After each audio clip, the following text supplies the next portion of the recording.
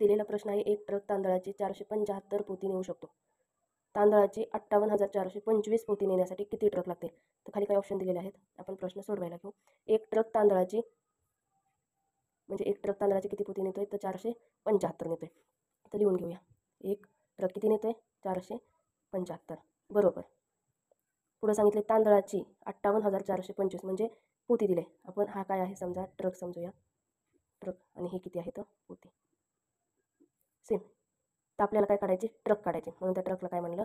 X म्हणलं. अकाउंट्समध्ये किती दिले तर तांदळाची पोते? 58,425. 75 बरोबरच्या पुढे गेल्यावर काय होईल? एक्सला गुणेल. तर इथं काय येणार आहे? 58,425 बरोबर 475 एक्स. आता 475 आणि एक्समध्ये गुणाकाराचं चिन्ह असतं. बरोबरच्या इकडे आले होते काय होणार? भागाकारात येईल. 475. आता ह्यांचा भागाकार करायचा, अर्थात खाली लिहून घेऊया. म्हणजे हे 475 खाली आले तर लहानात लहान संख्येने भाग द्यायचा आपल्याला, पाडा येत नसेल तर मी सोपी स्टेप सांगते. 5 9 45. हात झाले 2, 5 5 25.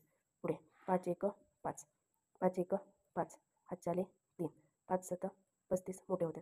5 1 30, हात झाले 4, 5 8 40, हात झाले 2, 5 5 25. परत 5नेच भाग जातो, याला 5ने भाग देऊया. 5 1 5, हात झाले 4, 5 9 45.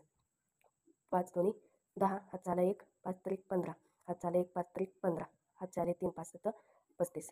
आता हे खाली लिहून घ्या. 19ने डायरेक्ट भाग जातो. 19 1 19, 19 1 19, हातच्या खाली राहिले 4 म्हणजे हे झाले 43. तर 19 1 19 1 2 38. परत हात झाले 5, तर ही झाली 57. तर 19 त्रिक 57. तर उत्तर काय आलं? एक्स बरोबर 123.